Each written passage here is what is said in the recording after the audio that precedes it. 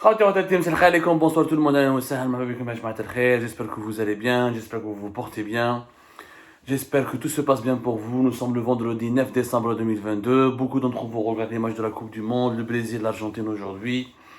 Bon, justement, depuis hier soir, beaucoup d'entre vous m'ont relancé, des Algériens, des Marocains m'ont beaucoup écrit, interpellé sur les dernières émissions que nous avions faites concernant, entre guillemets, la marocophobie et les nouvelles du régime algérien, ou de certains décideurs du régime algérien, et de la nouvelle offensive médiatique et propagandiste lancée par les appareils idéologiques et médiatiques du pouvoir algérien contre le Maroc.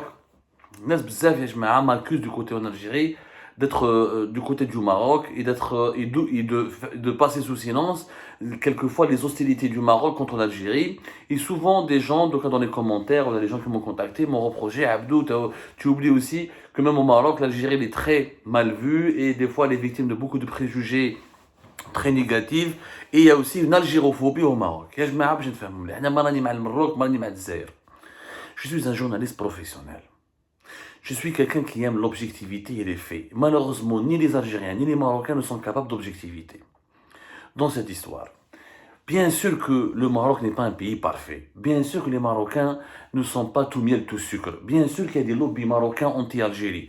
Bien sûr qu'il y a des opérations et des manœuvres hostiles à l'Algérie lancées depuis le Maroc. Bien sûr qu'il y a une guerre diplomatique dans les coulisses des organismes internationaux. Bien sûr qu'il y a des coups bas. Bien sûr qu'il y a des coups montés. Bien sûr que tout ça, je le reconnais. Il y a une rivalité entre les deux pays. Et du côté marocain, on n'est pas que victime. Bien sûr, je le dis et je le redis, c'est mensonger et malhonnête de réduire le conflit algéro-marocain à la posture victimaire du Maroc et à la posture culpabilisante de l'Algérie. C'est-à-dire que l'Algérie n'est pas forcément tout le temps le coupable et le Maroc n'est pas forcément tout le temps la victime. Il arrive, dans plusieurs cas, le Maroc provoque l'Algérie. Dans plusieurs cas, des hostilités sont enclenchées depuis le Maroc. Dans plusieurs cas, l'Algérie est victime d'opérations et de manœuvres indélicates et immorales ou inamicales du côté orchestré par le Maroc. Bien sûr, il y a des milliers de cas. Le dernier cas, les camionneurs algériens qui sont morts au début de novembre 2021 lors de frappes de drones marocains. Plus personne ne parle de ce drame. Il y a eu mort d'homme.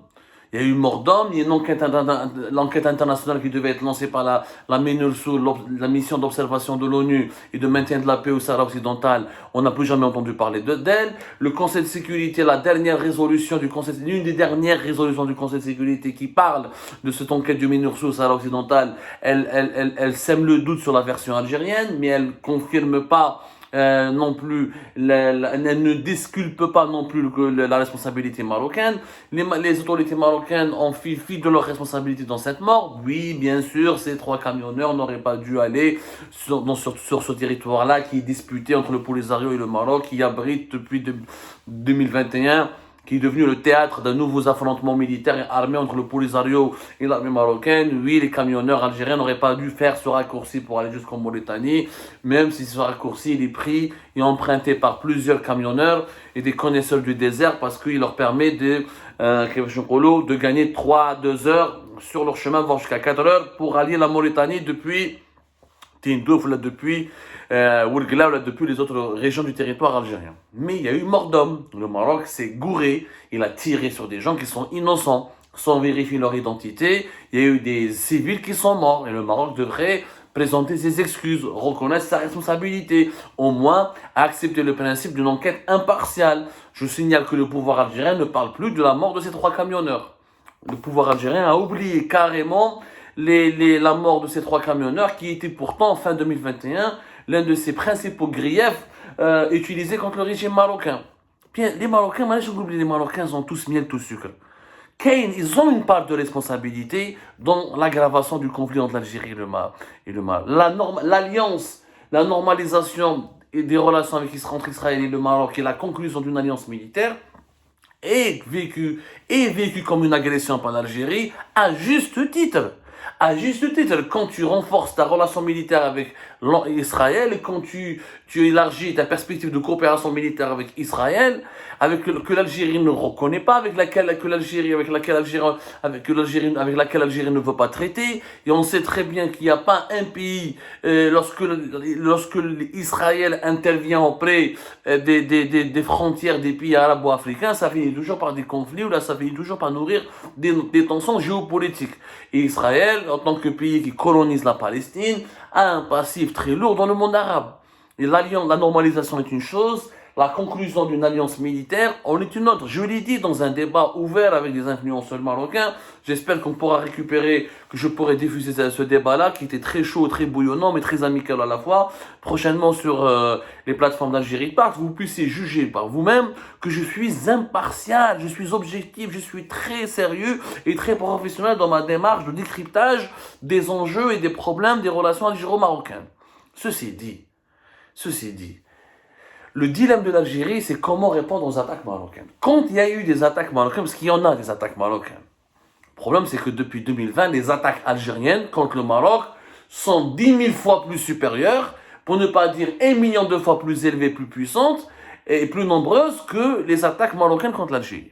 Il faut le reconnaître, depuis la rupture des relations diplomatiques et depuis le début du 20, depuis la normalisation des relations entre le Maroc et Israël, c'est bon, le Maroc est assimilé à l'ennemi absolu, à l'ennemi le plus diabolique de l'Algérie. Il n'y a pas un jour, il n'y a pas une semaine, il n'y a pas un mois sans qu'il y ait des attaques, des propagandes, des rumeurs, des fake news, des exercices militaires organisés près des frontières, un discours musclé, martial contre le Maroc. Ça, on peut pas. Donc, l'agressivité, elle est plus apparente, elle est plus expressive, elle est plus visible du côté algérien en ce moment que du côté marocain. C'est mon couloir. Maintenant, oui, les Marocains, quand ils attaquent l'Algérie, qu'est-ce qu'il faut faire? Il est du droit des autorités algériennes de se défendre, il est du droit des médias algériens de se défendre, il est du droit de l'élite algérienne, qu'elle soit dirigeante ou non dirigeante, c'est de la société civile, de se défendre, de défendre la réputation, l'honneur de l'Algérie, ou les intérêts de l'Algérie contre certains lobbies marocains qui nous sont hostiles. C'est de bonne guerre et c'est normal. Même entre la France et l'Allemagne, qui sont des alliés où il y a la paix dans l'Union européenne, il y a des lobbies français contre l'Allemagne, il y a des lobbies allemands contre la France, ou des fois il y a des lobbies dans les médias, ou des fois ils ne sont pas d'accord avec eux, ils s'alimentent, ils se lancent les uns contre les autres, des campagnes de dénigrement, des campagnes d'attaque et de critique, quand il y a des désaccords entre les établissements allemands et français sur les principes, sur les dossiers les plus sensibles de l'Union européenne. Ceci dit, il y a une manière d'attaquer. Ou plutôt, il y a une manière de se défendre contre les attaques marocaines. Il y a une manière de se défendre les intérêts nationaux. Des histoires qui n'ont ni queue ni tête. Ah, ils ont brûlé les feux de forêt. Ah, réseau de pédophiles, les Marocains sont en train d'utiliser les pédophiles contre l'Algérie. Ah, il y a eu des drones sophistiqués qui enclenchent les incidents et les feux de forêt. Ah, le MAC, ah, Rachid, quand tu accuses le Maroc de tout et de n'importe quoi, et quand tu lui imputes tout et n'importe quoi, même quand il y a que la presse algérienne a un niveau de médiocrité et un niveau de délinquance immorale, de délinquance médiatique. Je parle de la délinquance médiatique. La pelouse d'un stade si la pelouse d'un stade de football elle est mauvaise, c'est le Maroc. Si le feu de forêt, c'est à cause du Maroc. Même s'il y a des maladies, le Covid, ما قلناش برك بالكوفيد 19 ما جاش من لاشين جا من المغرب. La dernière, à la veille, demain le match, le quart de finale du Maroc, dans la Coupe du Monde, le Maroc va tirer des dividendes importantes de ce match historique, de cette qualification historique de l'équipe nationale du Maroc au quart de finale, ce qui est logique, ça fait partie du jeu soft power, on l'a expliqué 1000 fois, c'est pas la peine de revenir là-dessus. Les médias algériens, la police algérienne te sort une histoire de pédophiles. Autrement, c'est des pédophiles téléguidés par 2 Marocains. Ah, et ça peut être des officiers du renseignement marocain. Même quand on raconte l'histoire, quand on dresse, quand on établit, quand on élabore des scénarios, on les élabore de façon totalement maladroite. La majorité des membres de ce réseau de criminels pédophiles sont algériens. Donc le problème est en Algérie. Comment 2 Marocains comment 2 officiers, imaginons que c'est vrai, comment 2 officiers du renseignement marocain peuvent manipuler une dizaine ou des dizaines d'Algériens pour les enrouler, les embrigader dans un réseau de détournement des enfants. كيف ماذا واش عندهم هذول الماروك عندهم جيمس بوند هذا جيمس بوند وما دارهاش 007 يا جماعه ارفعوا المستوى دافع على بلادك دافع على الجيري بصح ندافعوا على الجيري avec quoi avec élégance.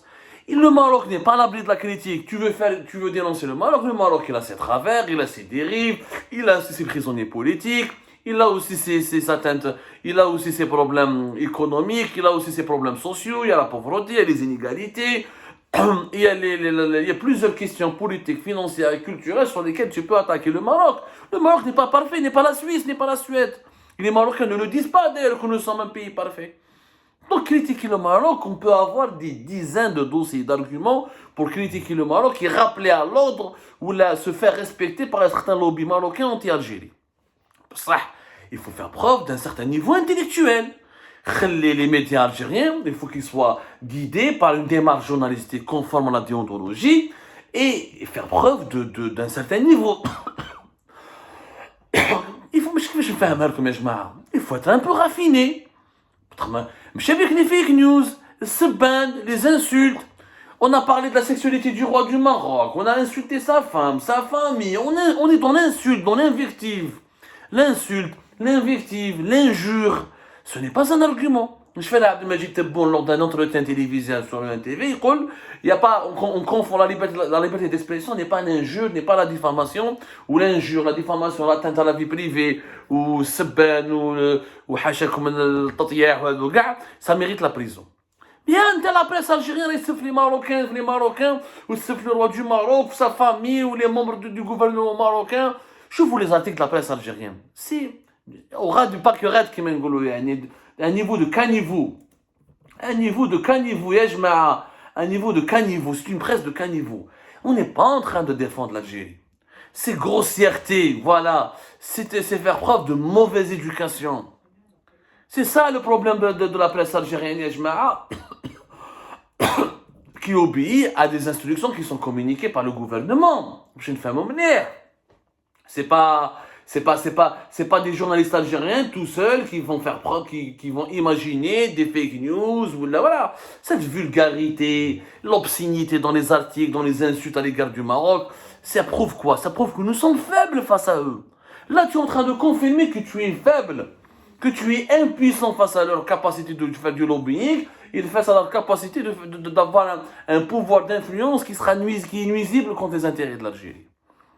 Donc, يا جماعة ارفعوا المستوى خلوا les intellectuels, خلوا les journalistes d'investigation, خلوا les experts en géopolitique. C'est à ces gens-là qu'il faut leur donner la possibilité de répondre aux attaques qui viennent du Maroc, ou du Qatar, ou de la Tunisie, ou de la Libye, ou de France, ou d'Espagne, ou de n'importe quel pays. Tous les pays du monde ont le droit de se protéger dans ce qu'on appelle le cyberespace contre les attaques cybernétiques, cybermédiatiques, les guerres maintenant, ce qu'on appelle les guerres globales, impliquent les médias, impliquent les réseaux sociaux, impliquent la réputation.